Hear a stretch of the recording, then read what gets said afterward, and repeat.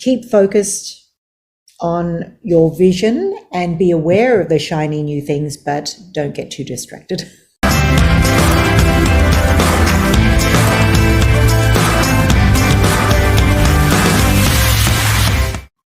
Hello, Karen, and welcome to joining Business Spotlight. Looking forward to hearing about you and your business. So let's start off with you introducing yourself and your business. Okay, well, thank you for inviting me, Milton. I guess I always get stuck on this point, because as with a lot of people, I wear a few different hats. So whenever, we go to these business meetings or conferences or networking, I always sort of think, oh, which hat am I wearing? And I'm sure a lot of your listeners will feel the same, because we have multiple different hats and personalities that you put on in different situations. But I guess for the purposes of our conversation today, I could say that I'm a music educator, and I like to think of myself as an entrepreneur. I like to seize the opportunity. I love to connect people. I like to empower people through education. So my music business, Hello Music, I've been running for 30 plus years, and essentially it's an education and events company. Fantastic. So 30 plus years. You've mentioned earlier to me that you're looking at starting a new business too. Tell me about that. So it actually is a little pivot from Hello Music, but it's essentially taking what we have created over the last 30 years in bricks and mortar to the world. So it's a global education and events company. I guess this is an adult's audience, so I can say it's like the Tinder of music education, where you can find your teacher, whether it's a flamenco guitarist from Spain or maybe a Hollywood movie music composer, if you dabble in music writing, or events online. So even amateurs can sort of jump online and perform in a concert for a global audience. So whether you're playing Furleys or chopsticks or anything, you just want to have fun with music and meet other people from the music community. Fantastic. How did you get into the music business? I see you've got a music degree from Melbourne University, but how did you get into the industry? So I guess this is video, so you can see that I'm Asian. Like a lot of Asian children, we're made to do music, and we had to practice. Well, I had to practice piano and violin regularly every day, an hour at least minimum per instrument, and then you do your chores and your homework and all of that sort of thing. So to me, in the early days when I was young, music wasn't really enjoyable. It was just something I had to do and tick off the box, and along with my other chores. But when I went to university, actually, I was thinking I was going to be a doctor, because that's what my father told me I was going to be. And I actually missed out by a point. So I was sitting in the dean's office in an interview, and he said, "Do you really want to be a doctor?" And I said, "Well, my dad wants me to be a doctor, but I haven't really thought of it until now." And he said, "Look, why don't you go home and think about it, and if you really, really want to do medicine, then come back tomorrow." And on the way home, this is really embarrassing, but I could laugh about it. But on the way home, my mum said, "You know what? Men like wives that play the piano. So why don't you just be a nice musician and teach leisurely?" And I was thinking, well, that sounds like a nice idea. And I really was so naive. And anyway, I ended up at the conservatorium, and it was there that I actually had an epiphany that music was just so enjoyable, and it changed people and, could touch people. And I thought, wow, I've never thought of music as being something that could have so much impact. And it was an epiphany. So I thought, you know what, I'm going to set up a music school, like a music world where you just immerse yourself in music and you can enjoy it, which was just such a new revelation for me. Enjoy music and jam with other people and actually make a social impact on the community. And that's what we've been doing through music. Even some of our students play in charity buskathons and raise funds for the hospital. They think they cure cancer through their little twinkle twinkle on the violin, So, that's how it started at university. I set up Hello Music, and our logo is a sun coming above the horizon, and it's like every day is a new day of music. Fantastic. So nowadays, who'd be your ideal customer or client you work with? Well, we do a lot of B2B actually, as well as B2C. So we work with a lot of long-term partnerships with schools, community organizations, as well as the individuals. So we have a lot of partnerships that have grown with us, I guess, and that creates a larger community. And then in that way, we can sort of impact more people and also provide some subsidized services like orchestra programs and concerts and holiday workshops and things like that, because we want to touch as many people as we can through music. Fantastic. What's the biggest challenge you're facing in the business right now?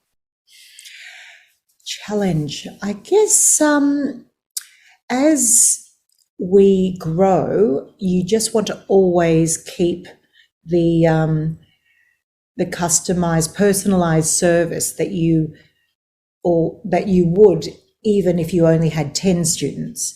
So we have a few hundred students, but it's very easy to be caught up in all the administration. And I guess my thing at the moment is systemization, just creating really good systems so that it's efficient without being too automated. What I don't like is, when people companies get too automated, and then you can tell when you get those responses that through CMSs and whatever, and it just sounds like, oh, we know you're a robot.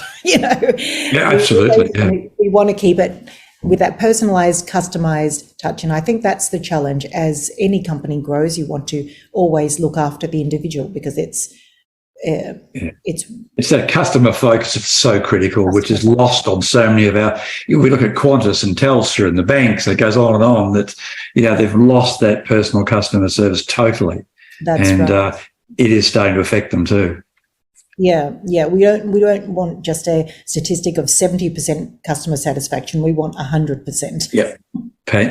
Love it. Thank you.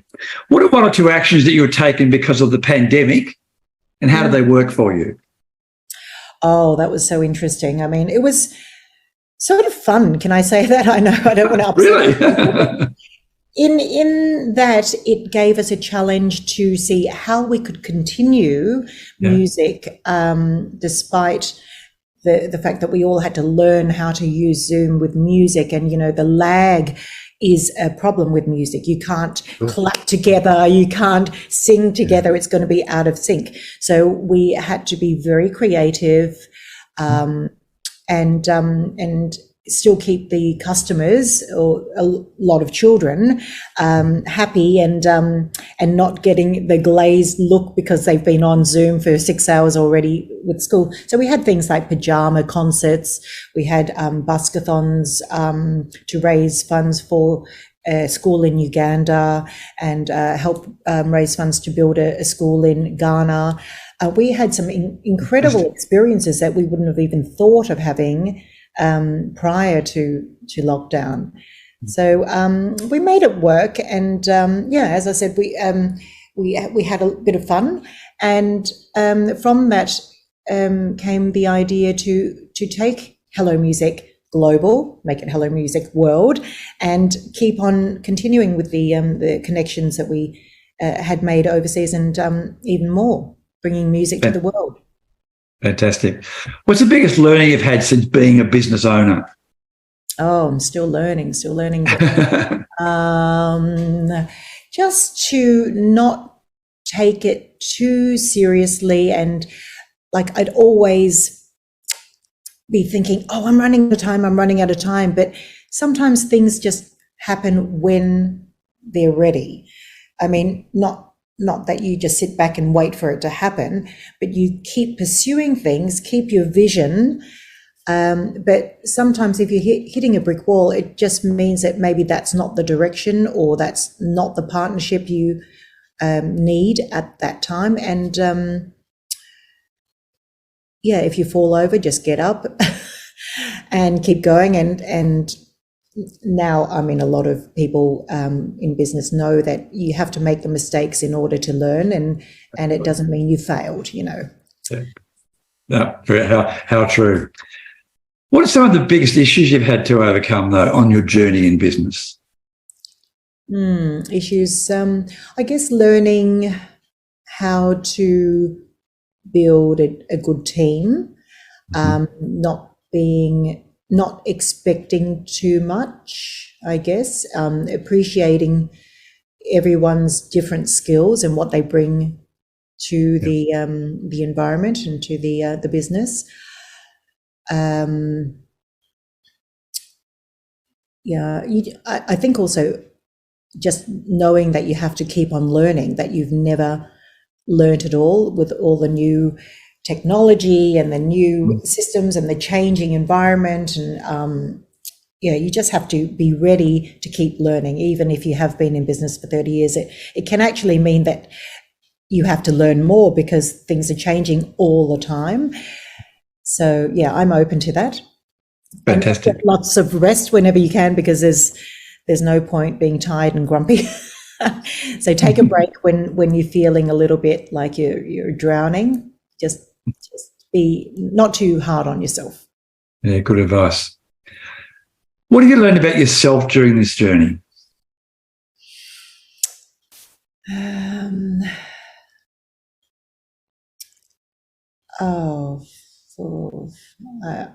I don't know, just so much. I'm always looking back thinking, wow, I was so naive, or wow, how little I knew.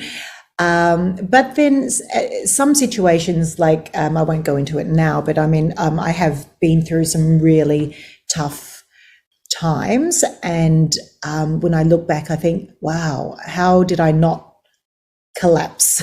And how did I pick myself up? And I think, maybe because I was a bit younger then, I had a bit more energy. But sometimes when, I guess somehow when you're in the darkest and deepest despair, somehow you can just find it within yourself to keep going. And then you look back and think, wow, I got out of that hole and I'm still here. So you try not to think about it too much. You just take your learnings and just keep going. But I'm sure some people who are listening have been through their ups and downs. You can't always be up. Like a roller coaster, but there's always a light at the end of the tunnel. But you have to keep your mental focus and think positively. Surround yourself with positive people too. Yeah, but it's always good to say, what have I learnt from that? So rather than dwell on what went wrong in the past, it's saying, okay, get up, what have I learnt, move on, because you're a survivor, not a victim. And I think that's right. Is very important in business too. That's right. Have a good cry. Right. It does make you tougher and wiser, and you think, I don't want to make that mistake again. Yes. If you make it a second time or a third time, you think, come on, exactly. The world's trying to teach you something. But it's all about learning and passing on. How do you find your inspiration each day to keep doing what you're doing?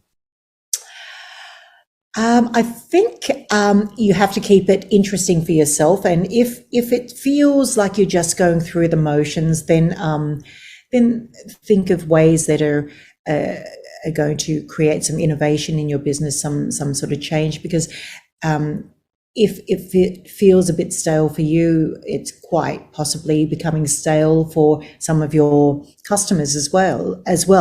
So I always like to keep it fresh.